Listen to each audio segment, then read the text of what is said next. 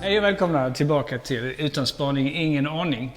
Och idag så ska vi ta och prata om en ny kanal som har seglat upp, och det är Google Business Messaging. Och i sin enklaste form av det så kanske ni har stött på det redan. Man söker på Google, det vet ni, och så får man upp företagsinformation. Och tidigare så har ju Google envisats med att bara ha telefonnumret, vilket är lite konstigt i en digital värld. Men nu kommer också även upp en messaging-symbol, en chattsymbol som man kan klicka på, och då öppnas den här messaging-kanalen rakt in till företaget.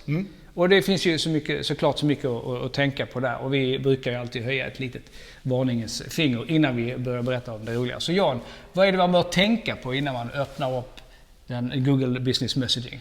Jo, men grundregeln lite grann som vi brukar säga är ju att om du inte kan hantera dina befintliga kanaler idag så starta inga nya.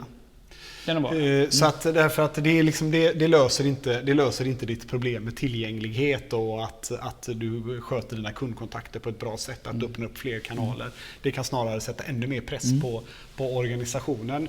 Men däremot kan man ju givetvis välja att hoppa in i en ny kanal och kanske möjligtvis då stänga en annan kanal. Det vill säga att man flyttar kommunikationen till en annan kanal därför att den är modernare, den är kanske enklare att hantera. Det kan finnas möjlighet att automatisera. Så att det viktigt är att man klarar av att sköta en ny kanal, att man har liksom en bra servicenivå. Sen är det också så här när det gäller Google Business Messaging då, så ställer de krav på svarstid. Så du ska svara inom 24 timmar. Och klarar du inte av det, då säger Google att då kommer de ta ifrån dig rättigheten att använda den kanalen. Ja, det är ett sätt att kvalitetssäkra också. Man kan ju anta att om du nu erbjuder chatt direkt från Googles söksida, alltså du behöver inte gå till företagets hemsida och öppna upp den här kanalen, utan gör det direkt från Google. Då är det också mer tillgängligt, och man kan nog anta att det kan bli lite många kontakter. Ja, absolut. Men samtidigt så ska man ju tänka så här att idag så startar du, precis som du sa, du startar resan digitalt som kund, och många gånger gör du det via Google och sen hänvisar de till ett telefonnummer där du ringer in till en organisation. Ja, här stannar du kvar i en digital kontext, vilket adderar en mängd fördelar. Ja. Dels så kan du göra så här att du kan starta hela den konversationen, interaktionen med till exempel en botfunktionalitet. Där den kan göra olika saker. Vi kallar det för engagement bot, och det gör att den kan antingen då fördela det här ärendet baserat på vad det handlar om till rätt kompetens i organisationen. Den kan också då givetvis orkestrera servicenivåer på de här olika kompetensgrupperna. Så att det inte blir bara digital IVR liksom, utan gör det på ett intelligentare sätt. Eller hur? Titta på kundresan innan kanske, vem kunden är, och komplettera det med några frågor för att hitta rätt. Absolut, och även om man då skulle använda IVR-konceptet, det här med när man ringer in och väljer 1, 2, 3 och 4 och så vidare, så kan du göra det mycket, mycket snyggare visuellt i ett konversationsgränssnitt då. Men sen så kan du också lägga på automationstjänster i form av att du faktiskt kan skriva din fråga och eventuellt också få ett svar om det är någonting som till exempel botten klarar av att hantera.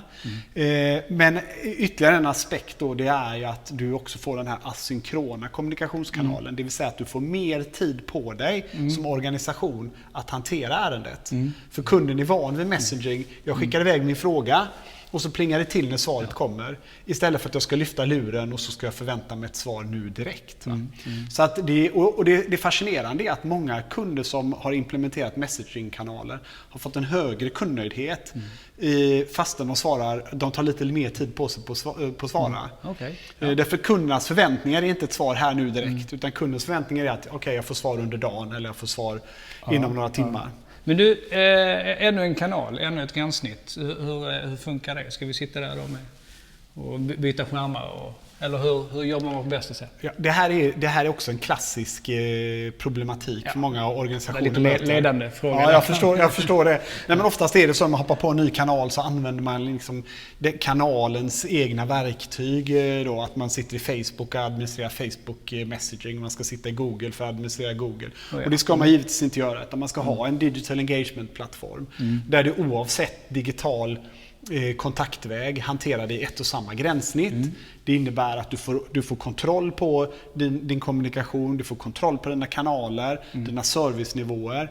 Och om du också dessutom kan identifiera kunden så ser du så att du inte har flera pågående ärenden med samma kund. Ja, sitter du i silos system så finns det ju risk att du har olika människor i olika delar av organisationen som kommunicerar med samma kund.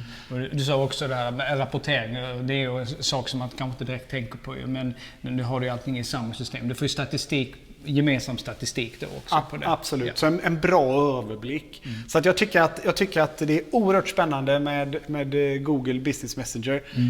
Det är någonting som har saknats länge. Jag har verkligen inte förstått varför de har tryckt upp ett telefonnummer när man söker på ett företag istället för att öppna en kommunikationskanal där jag kan skriva och stanna kvar digitalt. Så att, oerhört spännande att följa det, och vi har redan ett par kunder som håller på att knacka på dörren kring det här, så att det ska bli jättespännande att få jobba med dem.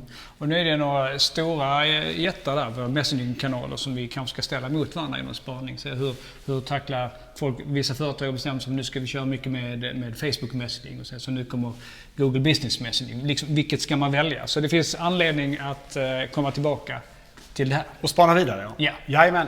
Så tack så mycket för att ni lyssnar, och så ses vi strax igen. Det gör vi. Ha det så en bra bra vecka. Hej då.